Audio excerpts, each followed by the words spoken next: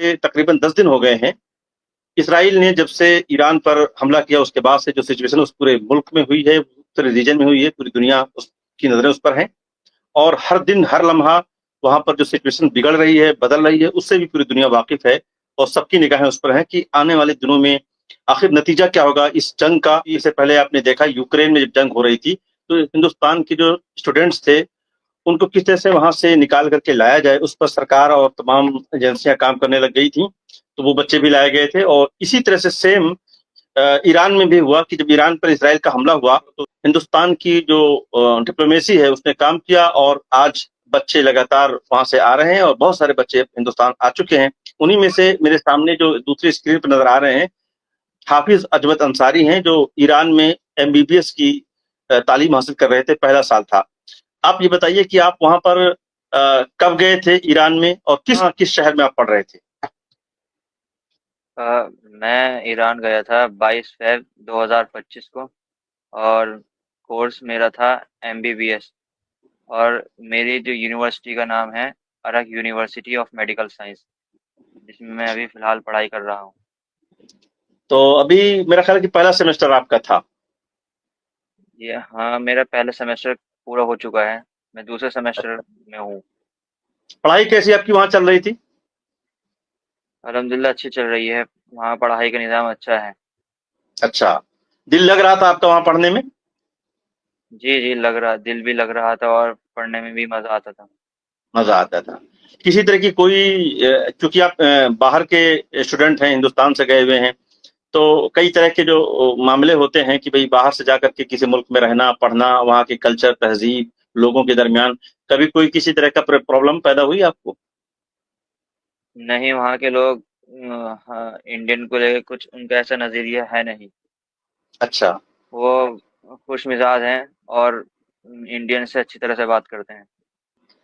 अजमत मुझे बताइए कि जब इसराइल ने ईरान पर हमला किया उसके बाद की क्या सूरत हाल आप लोगों की बनी थी जब आपको पता चला कि इसराइल का हमला ईरान पर हो रहा है और अब ये जंग में बदल रहा है, उस वक्त आपकी सिचुएशन क्या रही होगी?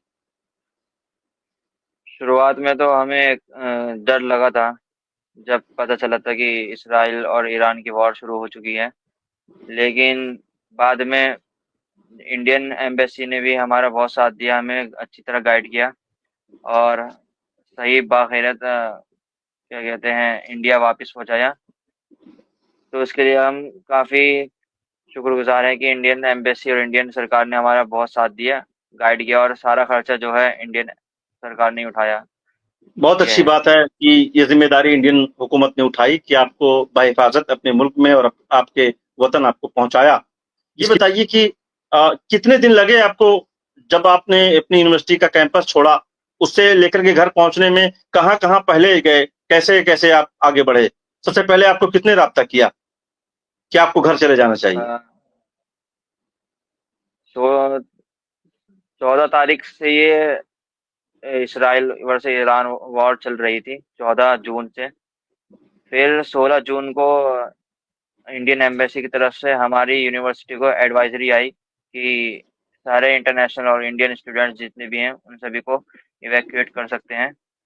फिर हम 17 तारीख को हमें ऑर्डर दिए गए कि 17 तारीख को हमें हमारी यूनिवर्सिटी से एक शहर कोम लेकर गए बस के थ्रू। वहाँ पे हमें एक दिन रुकाया गया तो होटल कुंभ के में कहाँ अंदर। ठहराया गया था आपको? कुंभ में होटल के अंदर ठहराया गया था अच्छा, एक कितने दिन के स्टूडेंट लिए। रहे होंगे आपके साथ में उस वक्त? लगभग पूरे इंडियन स्टूडेंट्स उसमें ही थे। टोटल? मुझे ऐसे एग्जैक्ट नंबर तो याद नहीं, लेकिन काफ़ी ज़्यादा स्टूडेंट्स थे, इंडियन स्टूडेंट्स जो होटल में रुके थे होम के तो अंदर। ये एम्बेसी ने वहां इंतजाम किया था आपको अ, ठहराने का? जी, एम्बेसी इंडियन एम्बेसी ने ही सारा इंतज़ाम किया था होटल वगैरह का, हर चीज़ का। लगभग 5 से 6 बसेस गई थी यूनिवर्सिटी से। अच्छा, उसके बाद क्या उसके हुआ? बाद हमें उसके बाद हमें एक दिन रुकाकर फिर बस के थ्रू दूसरे शहर ट्रांसफ़र किया गया। किस मशहद शहर नाम है में? उस शहर का। मशहद में? हाँ, मशहद म- में। मशहद। वहाँ पर हमें फिर 3 दिन का स्टे हुआ हमारा होटल के अंदर, 5 स्टार होटल के अंदर रखा हमें, और उसका भी सारा खर्च एम्बेसी ने ही उठाया है, इंडियन एम्बेसी ने ही। अच्छा। और फिर 21 तारीख की हमारी फ्लाइट थी, और फ्लाइट के जरिए हम डायरेक्ट दिल्ली आ गए। मशहद से आपकी फ्लाइट थी? हाँ, मशहद एयरपोर्ट से हमारी दिल्ली की फ्लाइट थी, आईजीआई एयरपोर्ट पर। दिवत आपकी तालीम का पहला साल था और आप इस मामले का शिकार हो गए कि वहां पर एक डिस्ट्रेस पैदा हो गया है और अब तो पता नहीं ये कितने लंबा जाएगा, कुछ कहा नहीं जा सकता। सब लोग ये चाह रहे हैं कि जितनी जल्दी खत्म हो, एस्केलेशन खत्म हो, ताकि नॉर्मल लाइफ वहां पर लौटे और आप तमाम की पढ़ाई भी वहां पर शुरू हो। तो अभी क्या मन में आपके चल रहा है? आपकी तालीम तो बीच में ब्रेक हो गई है।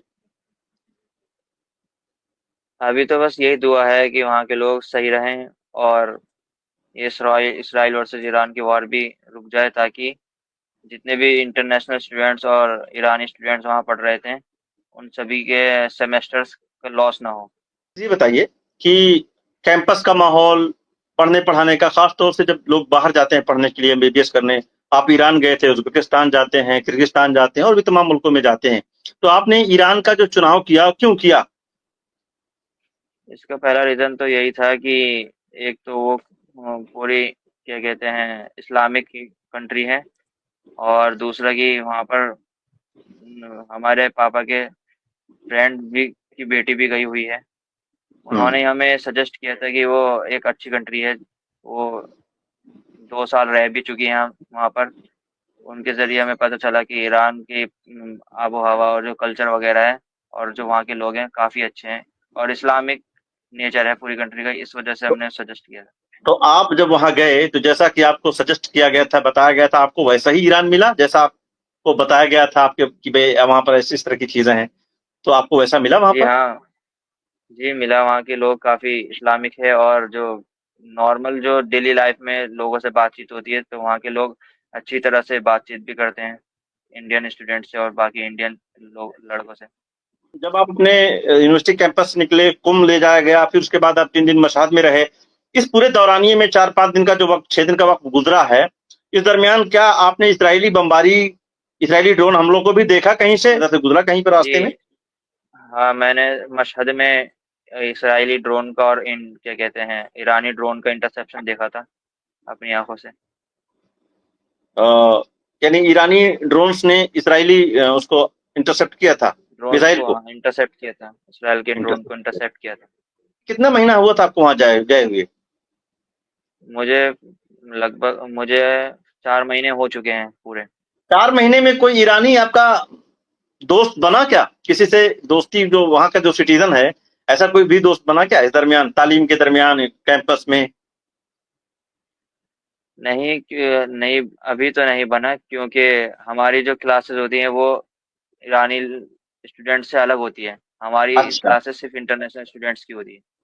कितने स्टूडेंट आपके यूनिवर्सिटी में एमबीबीएस कर रहे होंगे हिंदुस्तान के, जहां पर आप पढ़ रहे थे? अ, होंगे 200 से 300, लगभग 200 से 300 होंगे। एयरपोर्ट पहुंचे आप, तो उस वक्त आपको मीडिया भी मिला, जैसा कि आपने बताया। तो मीडिया, जो उस वक्त आपसे मुलाकात की मीडिया ने, मैं भी एक मीडिया पर्सन हूं, आपसे बात कर रहा हूं, तो एयरपोर्ट पर जो मीडिया आपसे मिला, उसने सबसे पहले क्या सवाल किया होगा, क्या पूछा उन लोगों ने? उन्होंने यही पूछा कि आप जो आए हैं, तो आपको जिस तरह से इंडियन एम्बेसी ने आप सभी को इवैक्यूएट कराया, तो आपको उस पर क्या सोच विचार है। तो मैंने उन्हें बताया कि उन्होंने बहुत अच्छा काम करा है। जितने भी सभी इंडियन स्टूडेंट्स वहाँ पर डरे हुए थे, और उन्हें सलामती के साथ इंडिया वापस भी लेकर आई इंडियन एम्बेसी और इंडियन सरकार, तो उसका जितना भी शुक्रिया अदा करा जाए वो कम ही है। अजमत, बहुत बहुत शुक्रिया आपका हमसे बात करने के लिए। आपने हमसे अपने पूरा इस एक हफ्ते का जो सफर था आपका, वो आपने मुझे साझा किया, और आप बखैर आफियत अपने घर, अपने फैमिली में आज पहुंच चुके हैं।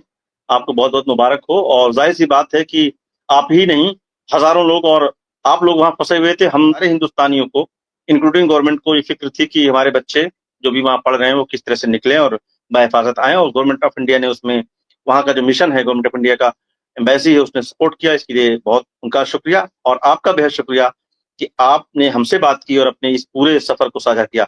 बेहद शुक्रिया। हम उम्मीद करते हैं कि बहुत जल्द ये एस्केलेशन दूर हो और आप दोबारा अपनी यूनिवर्सिटी लौटें और अपना एमबीबीएस का कोर्स मुकम्मल करें। उसके बाद हिंदुस्तान में आकर के इंसानियत की जो खिदमत का जो आपने सोचा है बहैसियत एक डॉक्टर बन करके, वो आपका सपना पूरा हो, आपका ख्वाब पूरा हो। बहुत बहुत शुक्रिया। जज़ाकल्लाह। Thank you.